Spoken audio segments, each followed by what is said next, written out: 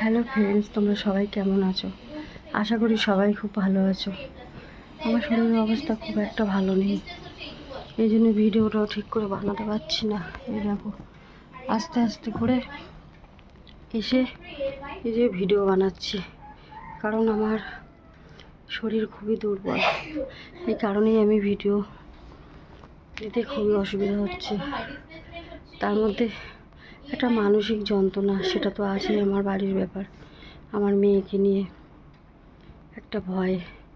মেয়ে পড়তে পারছে না, যেই মেয়ে পড়তে বসছে সেই গান চালিয়ে দিচ্ছে, এইভাবে ঝামেলা করছে।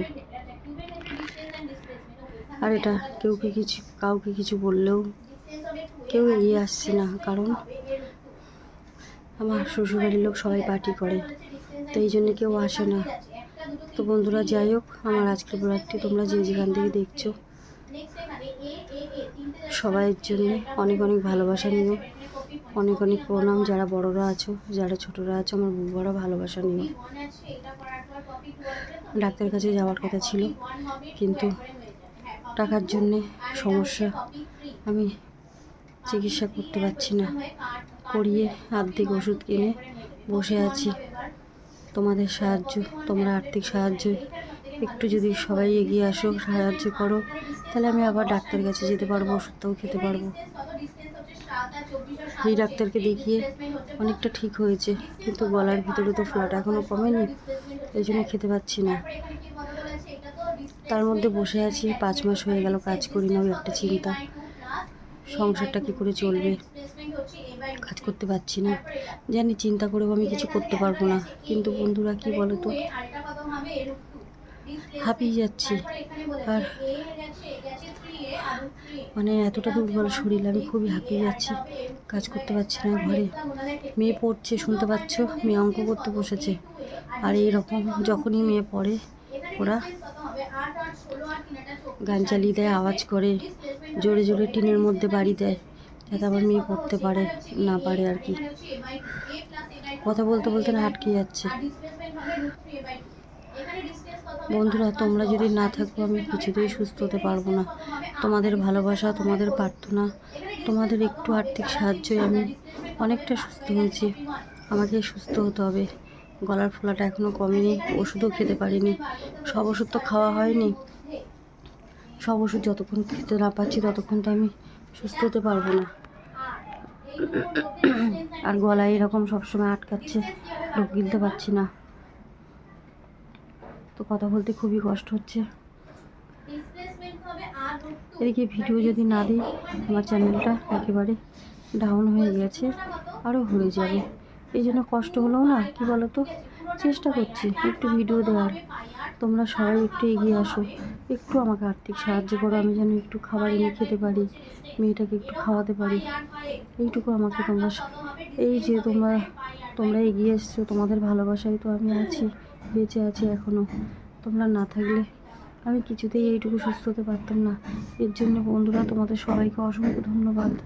আর তোমরা যদি সবাই একটু একটু করে আমাকে সাহায্য করো, আমি ঠিকই সুস্থ হতে পারবো।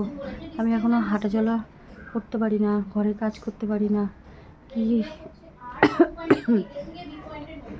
আর মেয়ে বলছে, মা তুমি টেনশন করো না। টেনশন তো করবো না, চিন্তা করি বন্ধুরা, কিন্তু টেনশন তো হয়, বলো, টেনশন হবে না? আজকে আমি অসুস্থ হয়ে পড়ে আছি 5 মাস। আমার এই যে সংসার, আমার ওষুধ, আমার চিকিৎসা, সবই তো কী করে করাবো আমি কী করে করাবো? তো হাঁপিয়ে যাচ্ছি, আর খাবারটা তো খেতে পাচ্ছি না, এটার জন্য দুর্বল লাগছে। তারপরে ঘরে খাবারও শেষের দিকে, খাবার আমি কোথা থেকে কিনবো? আমি যদি একটু ছাতু খাই, ছাতুটাও কিনে খেতে হয়, একটু ডালিয়া খেলে সেটাও কিনে খেতে হয়। কোথার থেকে আমি খাবো? আমি যদি টাকাই না থাকে আমার কাছে, আমি কোথার থেকে কিনে আনবো? কোথার থেকে ওষুধ খাবো? ওষুধও শেষ হয়ে গেছে, 2টো ওষুধ তো নেই, কিন্তু ওষুধ কিনতে পারছি না, খেতেও পাচ্ছি না। যে ওষুধটা দিয়েছিল খাবারের মাধ্যমে, ওষুধটার অনেক দাম, 600 টাকা, মানে 700 টাকার কাছাকাছি, 675 টাকা, কিন্তু আমি কিছুতেই খেতে পাচ্ছি না বন্ধুরা। ওষুধ আমি কিনতেই পারিনি, সব ওষুধ যেটুকু কিনেছিলাম শেষ হয়ে গেছে, আর যদি কিনতে না পারি কি করে খাবো? তো তোমাদেরকে ভিডিওতে আমি ভিডিও যদি না দিই তোমরা জানতে পারবে না। তাই আমার শরীরের অবস্থা একদম ভালো না। এতক্ষণ শুয়েছিলাম, এই দেখো শুয়েছিলাম, গরমও পড়েছে, পাখা চালিয়ে রাখতে পারি না। মশারিটা নিয়ে রাখলে মশাটা কামড়ায় না, কিন্তু গরম লাগে প্রচণ্ড, তাই মশারিটা খুলে রেখেছি। আর এইভাবে টানিয়ে থাকলেও তো সবসময় ভালো লাগে না, কিন্তু শুয়ে থাকি, যখন যেটুকু পারি করি, আর না পারলে করি না। তো যাই হোক বন্ধুরা, তোমরা সবাই ভালো থেকো, সুস্থ থেকো। আর এই অসহায় তোমাদের ঘরের মেয়ে হিসাবে, একটা দিদিভাই হিসাবে একটু এগিয়ে এসো আমার পাশে, একটু সাহায্য করো, আর্থিক সাহায্য করো আমাকে, আমি যেন একটু সুস্থ হতে পারি। হ্যাঁ, আমি আগের থেকে একটু ভালো আছি, কিন্তু ফোলাটা তো কমেনি। দেখো ফোলাটা এখনও কমেনি। ফোলাটা না কমলে আমি খেতে পাচ্ছি না। ডাক্তার বলেছে সময় লাগবে, 6 মাস আমাকে ওষুধ খেতে বলেছে। আবার ডাক্তারকে ফোন করেছিলাম, ডাক্তার বলছে এটা অনেক দিনের সমস্যা, 6 মাস আমি ওষুধ কী করে খাবো? আমি 1 মাসের ওষুধই খেতে পাচ্ছি না, কী করে খাবো বলো? এই ডাক্তার তো প্রথমে 1 মাসের ওষুধ দিয়েছিল, তারপরে আবার ওষুধ দিয়েছে পাল্টে, ফোলা কমছে না দেখে। জানি না কি করব, আমি কি করে বাঁচবো। আর বাড়ির এত ঝামেলা আমি নিতে পারছি না, সহ্য করতে পারছি না, আমার এত কষ্ট হচ্ছে। তবু আমি এই মনে একটা মানসিক যন্ত্রণা। কালকে যখন মেয়ে পড়ছিল রাতে, তোমাদের আমি একটু ভিডিও করেছি, তোমরা দেখো সেই ভিডিওটা। আর আজকে আমি সকালে ভিডিও করছি। কালকে আমার মানসিক যন্ত্রণা, মনের অবস্থা ভালো ছিল না, আর ভিডিও করতে পারিনি। তা আজকে সকালে করছি। এখন বাজে 11টা, বাজিনি, 5 মিনিট বাকি আছে। তো তোমরা দেখো। আর আজকের ভিডিওটা সকালে করলাম, কারণ আমি কালকে পারিনি, আমার শরীরের অবস্থা এত খারাপ ছিল। তোমাদের একটা জিনিস দেখাবো আজকে। আমার মেয়েটা পড়া কটা দিন বাকি, তো মেয়েটা পড়তে পারে না। তোমরা একটু দেখো মেয়েটা পড়ছে, কিভাবে গান চালিয়েছে, শোনো তোমরা। আমি জানি না বন্ধুরা তোমরা কতটা শুনতে পেয়েছো কি পাওনি।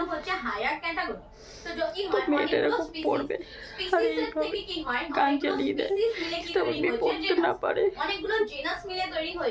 এত কষ্ট করে মেয়েটাকে পড়াই।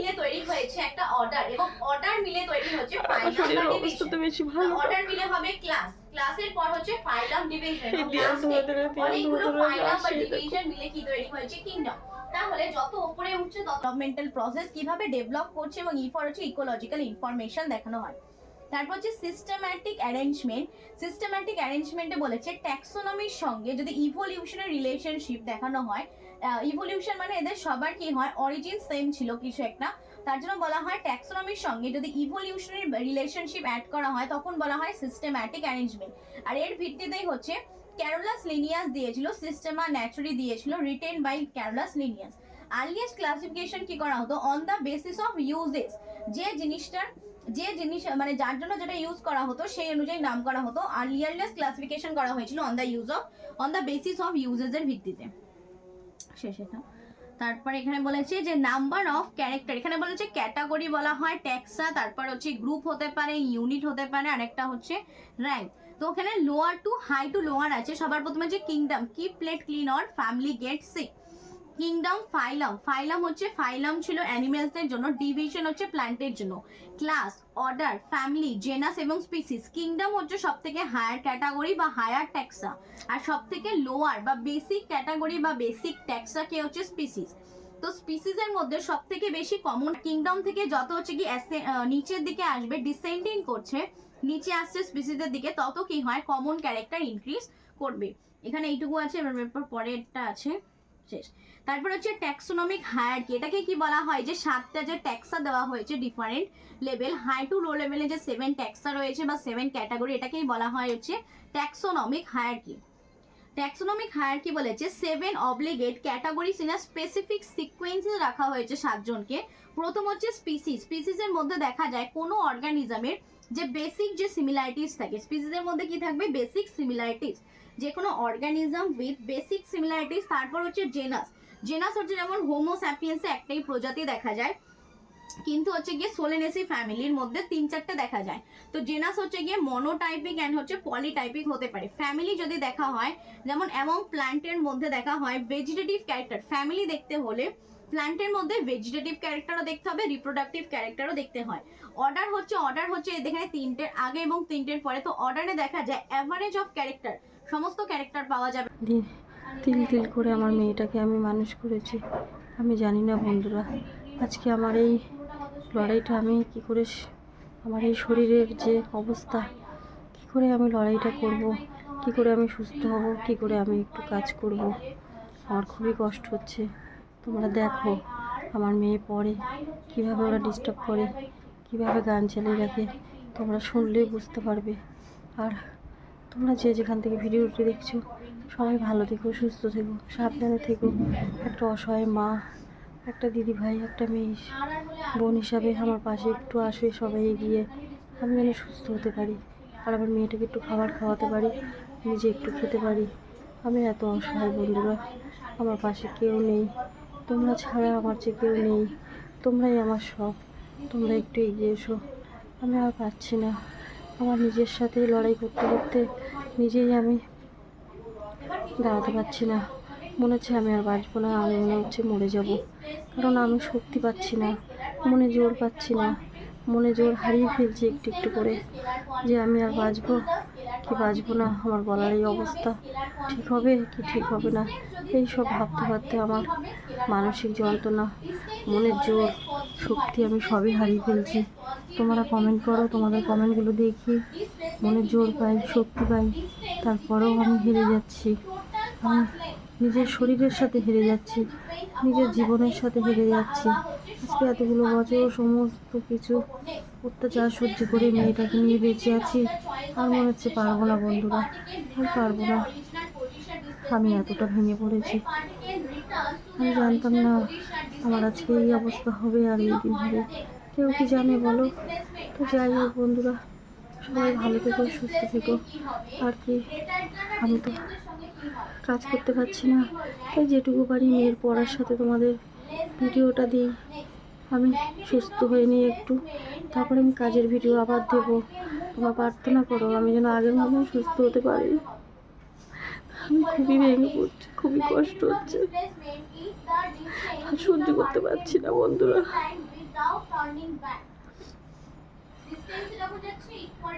সবাই ভালো থেকো, সুস্থ থেকো।